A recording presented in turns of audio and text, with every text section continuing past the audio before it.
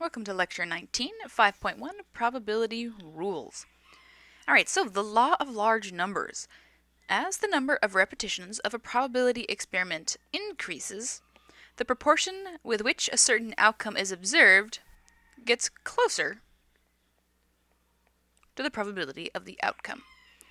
Alright, so by definition, the sample space, which we denote with a capital S, of a probability event is the collection of all the possible outcomes. For example, if you were to flip a coin, what is the sample space? It's either a head or a tail. There's no other outcome. An experiment is any process with uncertain results that can be repeated. For example, the experiment of flipping a coin. What are the results? What might it be? And then we have an event is any collection of outcomes from a probability experiment. For example, having a tails or a heads on a coin flip. And an event consists of one outcome or more than one outcome. We denote events with one outcome, sometimes called simple events, as E sub I. In general, events are denoted using capital letters such as capital E. Example 1. Identifying events in sample space of the probability experiment of rolling a single fair die. Identify the outcomes of the probability experiment. Alright, so what are the outcomes of rolling a single fair die? So if we're looking... Ooh, that was ugly. If we're looking at a die, and you know it has, let's say, a 1 on one side, then a 2, then a 3, and so on. The possibilities are 1, 2, 3, 4, 5, and 6. So those are the possible outcomes we have. We have E1 is rolling a 1. Oops. The other possibility we could do is E2, rolling a 2. E3, rolling a 3. E4, rolling a 4. And so on to E6. Rolling a 6. Rolling... Oop, that's the wrong one. That should be 5.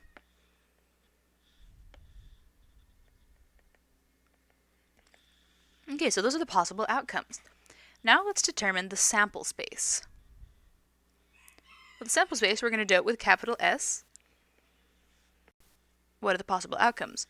Well, I mentioned it above here. 1, 2, 3, 4, 5, and 6. Those are the possible outcomes. So there are 6 outcomes.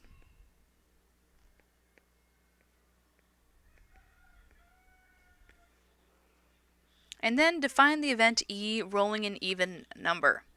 Alright, well, the event of rolling an even number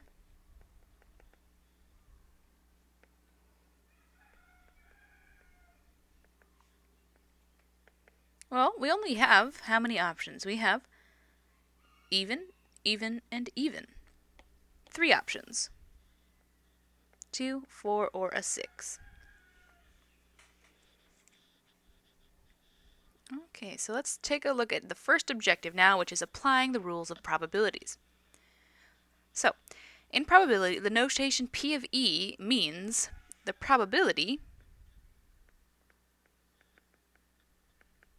so P for probability, the probability that the event E occurs.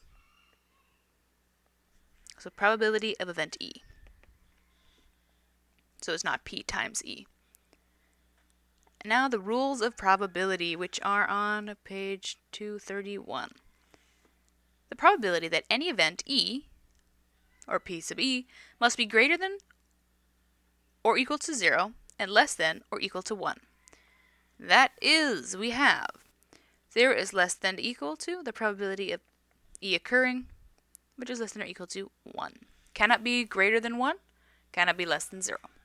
So you cannot have a negative probability. Then the sum of the probabilities of all of the outcomes must equal 1.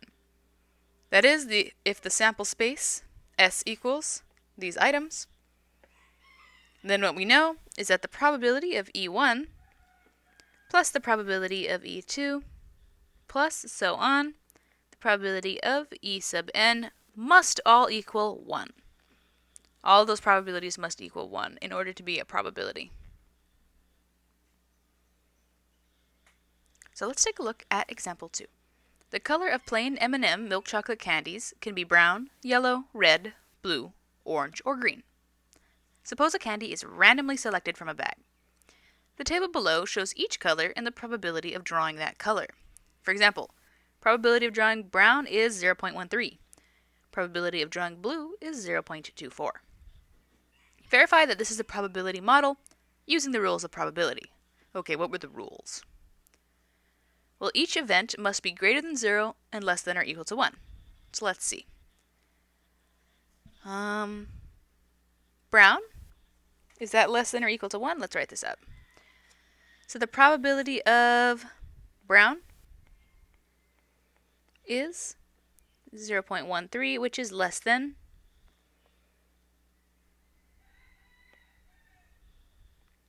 or equal to 1. And let me push this out here. Greater than or equal to 0. And then all the other probabilities are the same, so we'll go ahead and do that. Yellow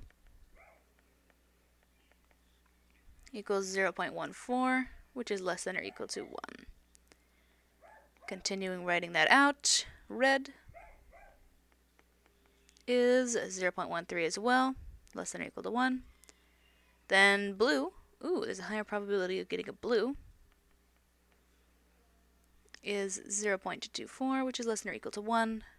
Then the probability of picking an orange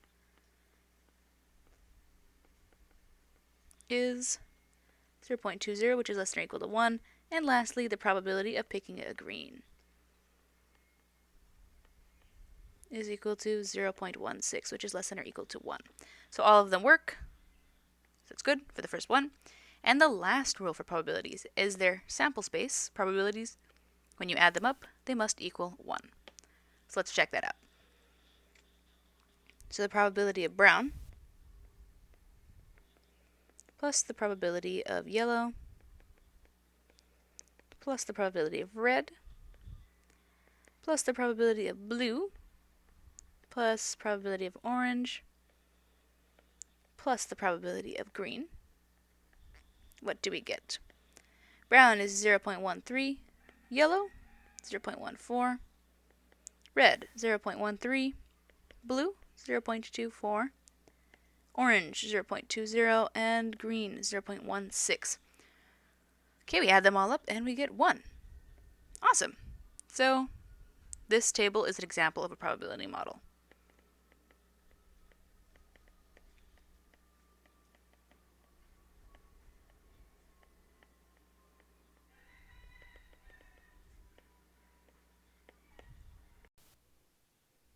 Okay, so let's take a look at the definition. An unusual event is an event that has a low probability of occurring. Alright, that makes sense. If it has a low probability of happening, it's unusual. So typically, an event with a probability below 5% is considered unusual. But notice this cutoff point is not set in stone. Now let's take a look at Objective 2, Computing and Interpreting Probabilities Using the Empirical Method. Alright, so the probability of an event E is approximately the number of times the event E is observed divided by the number of repetitions in the experiment. So let's write that out. The probability of E is equal to, or approximately equal to actually, the relative frequency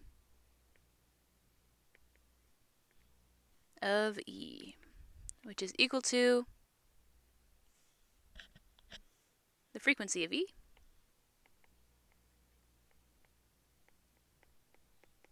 divided by the number of trials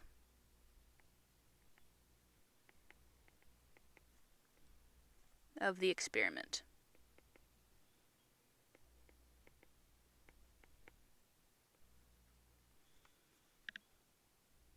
Okay, let's take a look at example 3. An insurance agent currently issues 182 teenage drivers aged 16 to 19. Last year, 24 of the teenagers had to file a claim on their auto policy. Based on these results, what is the probability that a teenager will file a claim on his or her auto policy in a given year?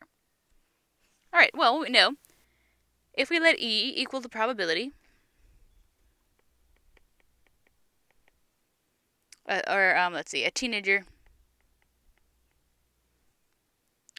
filing a claim, then the probability of E is going to equal the frequency of E. So what is the frequency? Well, frequency, 24 of the teenagers. That was the frequency we saw. And then the number of trials of the experiment. Well, the number of trials would just be the number of possibilities, which would be 182. And this comes out to approximately 132. Now let's take a look at example 4, building a probability model from survey data. The data in the table provided represent the results of a survey in which 200 people were asked their means of travel work. So we have driving alone, the frequency, and then also the probability, carpooling, frequency, and probability, and so on. So use the survey data to build a probability model for means of travel to work. Alright, so I already gave you the probabilities, but how would we find those normally? Well, what you would do, if we wanted to find the data for drive alone, so the probability that the person we picked drives alone, that would be the number of people that drive alone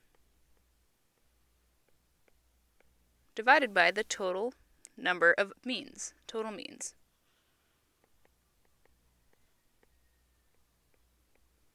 Well, the number of people that drive alone is 153. Divide that by the total means, we'll add these all up, and we'll get 200.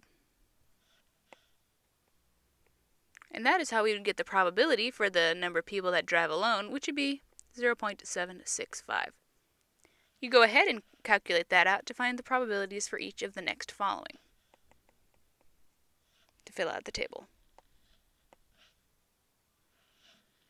Okay. Now let's take a look at B. Estimate the probability that a randomly selected individual carpools to work. Interpret this result. Okay, so let's see. What is the probability a person carpools to work? Let's look at our chart. Carpool. Alright, in the carpool we find 0.11 is our probability for carpooling. Well, 0.11, if I look at that and translate that into a fraction, that's 11 over 100. So, 11 out of 100 people would walk to work. So this means if we picked 100 people, 11 would walk to work. Would carpool to work.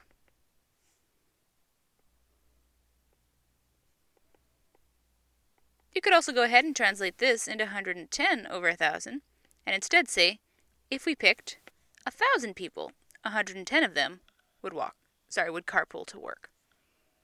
I'm really stuck on the walking to work there. Okay, so would it be unusual to randomly select an individual who walks to work? Well, let's check this out. What is the probability of picking someone who walks to work? The probability is 0.025. So let's see, the probability someone walks to work is 0.025. This, let's see, what was the probability of threshold for unusual? Way back here, it was below 5%.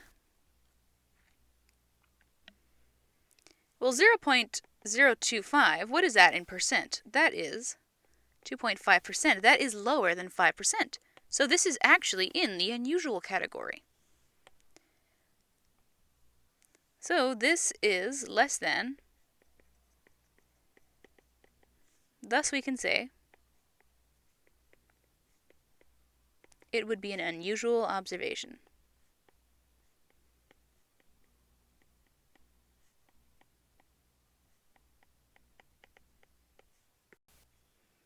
Okay, let's look at objective 3. Compute and interpret probabilities using the classical method. Okay, so we've just talked about the empirical method, and now we're talking about the classical method. What is the difference? Well, the empirical method gives an approximate probability of an event by conducting a probability experiment. The classical method of computing probabilities does not require that a probability experiment actually be performed. Rather, it relies on counting techniques. Okay, so empirical method relies on conducting a probability experiment, whereas classical method uses counting, not conducting.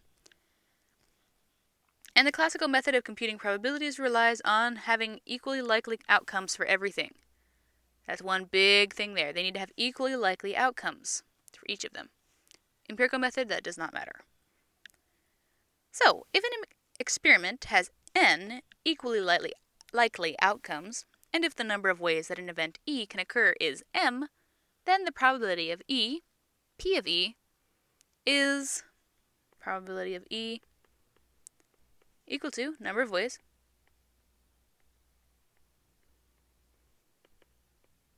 that E can occur divided by number of ways, or number of possible outcomes, which is the same as m divided by n. So if we have that S is the sample space of our experiment, then the probability of E, shorthand, would be number of ways E can occur divided by the number of items in the sample space, where n of S is the number of outcomes in E, where n of E is the number of outcomes in E, and n of S is the number of outcomes in the sample space. So example 5, a pair of fair dice is rolled. Fair die are where each outcome is equally likely. Okay, and that's an important thing to note. Each outcome is equally likely, which means we should be thinking of using the classical method. So here's a chart of the possibilities of rolling 2 die. Here's the possibility of rolling snake eyes, and so on. So for part A, compute the probability of rolling a 7. And I took the time to go ahead and highlight each of the possible times you can roll a 7. And how many options are there? There are 1, 2, 3, 4, 5, 6 possibilities for rolling a 7. Well, to figure this out, we're going to say let E equal probability, or rolling a 7. And we want to find the probability of E happening. Well, that is going to equal, according to our formula, the number of outcomes in E. Well, the number of outcomes in E, I said, was 1, 2, 3, 4, 5, 6 possible outcomes to get 7. 6. And then we want the number in the sample space. How many are there? Let's see. We have 1, 2, 3, 4, 5, 6 by 1, 2, 3, 4, 5, 6. 6 by 6. So that's going to be 36 possible outcomes. Simplifying that, we get 1 over 6. So that is the probability of rolling a 7. 1 over 6. Or 1 out of 6. Now we're going to compute the probability of rolling snake eyes. That is, compute the probability of rolling a 2. So I'm going to let E equal rolling snake eyes. So the probability of E is going to equal the number of times we see E divided by the sample space. Well, we know that the sample space is 36. That hasn't changed. Now let's look at the number of times you can get snake eyes. Let me erase our previous one. Well, the only time you can get 2 is once. That'll be 1 out of 36 is our probability. It's a pretty low probability right there. Now let's comment on the likelihood of rolling a 7 versus a 2. Well, rolling a 7, the probability, so rolling a 7 was 1/6, and rolling a 2 was 1 in 36. Well, let's see. Rolling a 7 is 6 times more likely to happen than rolling a 2. Notice this times 6 would give me 1/6. So rolling a 7 is 6 times more likely than rolling a 2.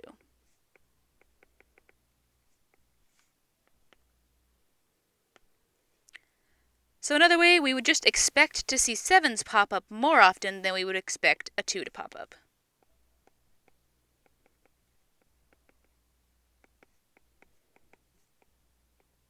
So we'd expect 7 to happen more than rolling a 2.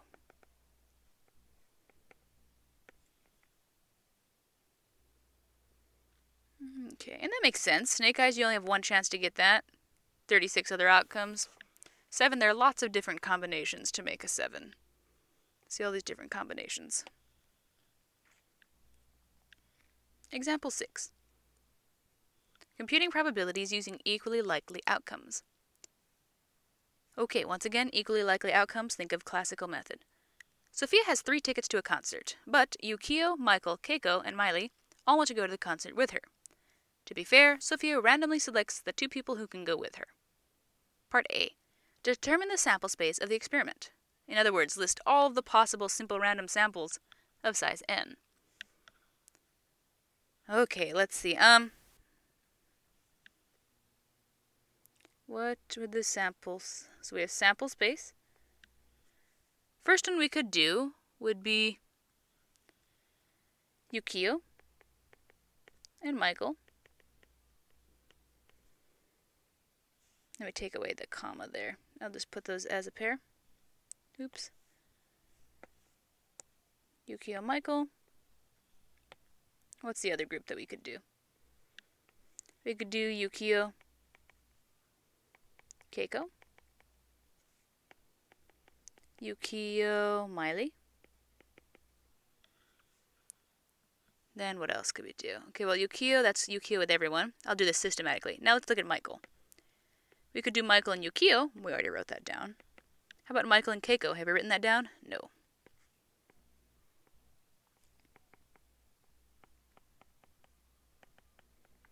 And then how about Michael and Miley? Have we done that? Nope, not yet.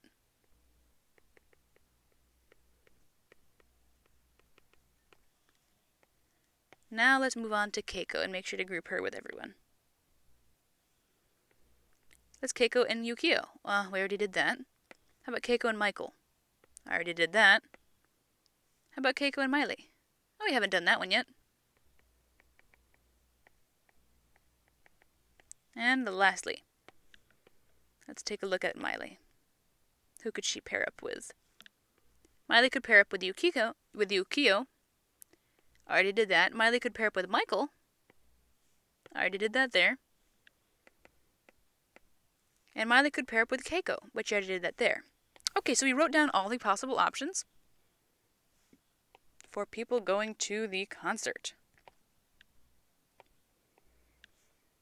So that is our sample space.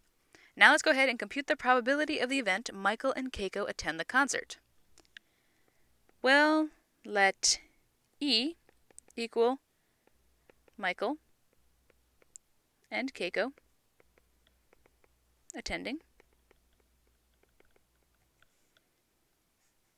So the probability of E is going to be the number of times we see E happen divided by the number possible outcomes. So the possible outcomes, we have 1, 2, 3, 4, 5, 6 possible outcomes.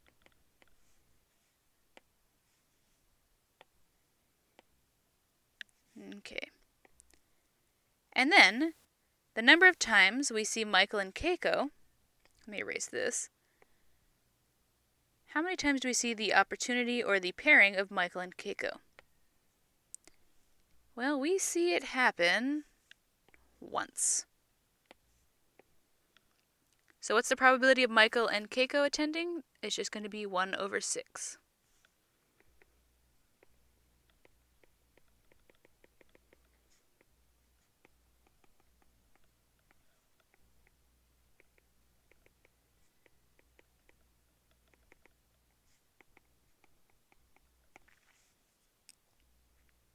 Now let's compute the probability of the event Miley attends the concert. So let E equal Miley attending. Well, the probability of E, once again, is going to be the number of times E can happen divided by the total number of outcomes. Now, how many times do we see Miley possibly attending? 1, 2, 3 times. So possibility of Miley attending is 3, and the total sample space is 6, same as before. So simplifying that, we get 1/2. So the probability of Miley attending is 50%.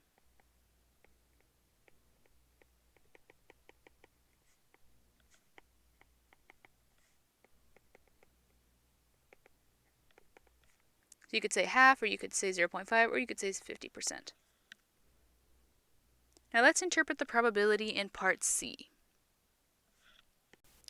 Basically, this is saying that if we conducted this experiment multiple amount of times, at the end when we look at all the results, about 50% of our results would result in showing that Miley went to the concert.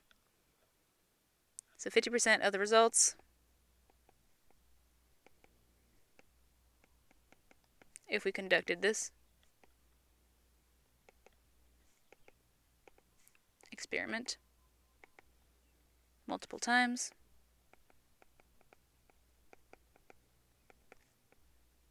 would have Miley attending. All right. Example 7, comparing the classical method and the empirical method. All right, so let's take a look at doing this problem with both the classical method and the empirical method. So suppose that a survey asked 500 families with 3 children to disclose the gender of their children and found that 180 of the families had 2 boys and 1 girl. Estimate the probability of having 2 boys and 1 girl in a 3-child family using the empirical method. All right, so what does the empirical method state? Well, first let's do let E equal the probability of having 2 boys and 1 girl. The probability of finding E, which would be the frequency, relative frequency,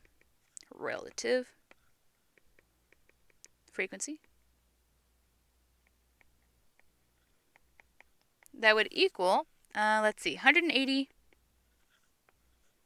out of the 500, which simplifies out to 0.36. So the probability of a family with 3 kids having 2 boys and 1 girl is 36%, period. Now let's take a look at the classical method, assuming boys and girls are equally likely. So remember, the thing about the classical method is we're looking at counting up all of the possibilities. So this means we're going to have to do a bit of a drawing. All right, here we go. So let's take a look at the first child. First kid. What are the possibilities for the first kid? We could have a boy, or we could have a girl, right? I'm going to color code this. Please do not cry that I'm using stereotypes here, but it's happening. All right. And then, moving on to the second child. Second kid.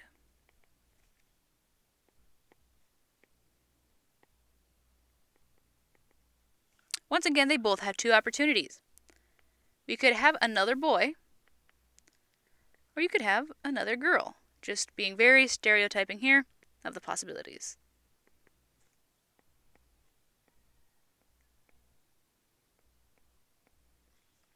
Once again, I'll color code this so this is not entirely black and white.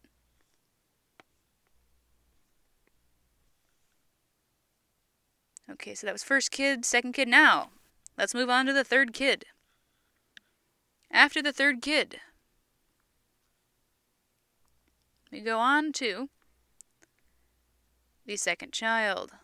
Oh, the third child, sorry.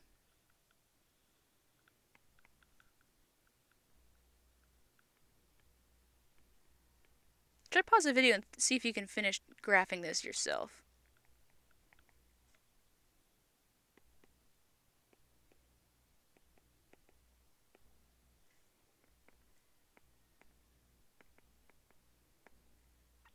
Alright, so from the third kid, once again, the two possibilities occur. Boy or girl. Boy or girl. Boy or girl. And lastly, boy or girl.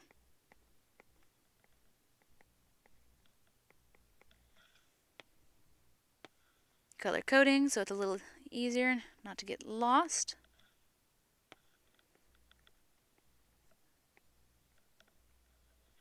Now, remember, classical method is the counting techniques. From this method here, the last one, what were the possibilities? Well, we went boy, boy, boy. So that right there is the set of having boy, boy, boy. Now let's follow the next trail. Boy, boy, girl.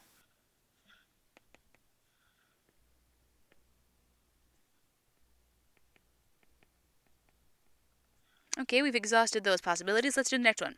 Boy, girl, boy.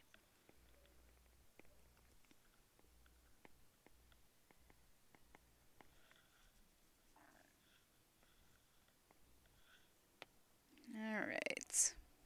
Actually, let me back that up because I wanted. So for this one, we ended up with boy, girl, boy.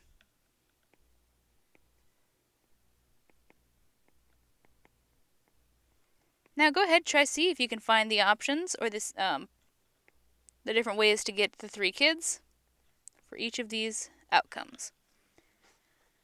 So for this one, we have boy, girl, girl. So boy, girl, girl.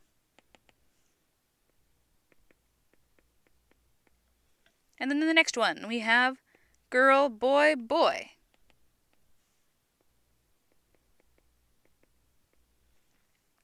Then girl, boy, girl.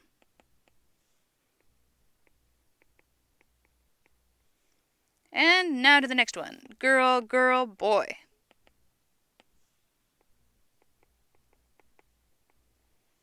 And lastly, girl, girl, girl. Okay, we have found all of the possibilities for those three kids. Ooh, that was quite a chart there, writing out all of that. Kind of looks really pretty, though. So then we have created our sample space here. Is there a sample space? S is, we have boy, boy, boy is 1. Boy, boy, girl. Then boy, girl, boy. Then boy, girl, girl. And then girl, boy, boy. Whew. Girl, boy, boy. Then boy, girl, boy. Sorry, girl, boy, girl. Girl, girl, boy. And lastly, girl, girl, girl. Sample space, we have created it. So this means that the number of the samples is 1, 2, 3, 4, 5, 6, 7, 8. So let E equal 2 boys and a girl.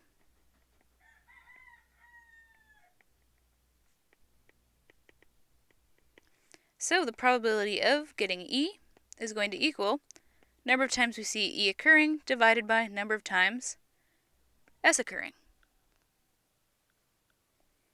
So let's see, how many times can we get 2 boys and a girl. 2 boys, girl, 2 boys, girl, 2 boys, girl, and that's it, 3. So 3 out of 8 is how many times you can get 2 boys and a girl, and that is about 0.375. So that was that probability, and the other probability we found earlier was a little different. It was close. Okay, so they are slightly off, but the number of repetitions of a probability experiment increases, the empirical probability would get closer to the classical probability. So they would end up nearing each other the more often you do that experiment. So if we had more people like this, or if we had more people in our experiment, the number would get closer to the classical value. Okay, so for objective 4, obtaining data on probabilities using simulation, please read page 237 to 238 and email me if you have any questions. Objective 5, recognize and interpret subjective probabilities. Alright, so by definition, subjective probability of an outcome is a probability obtained on the basis of personal judgment.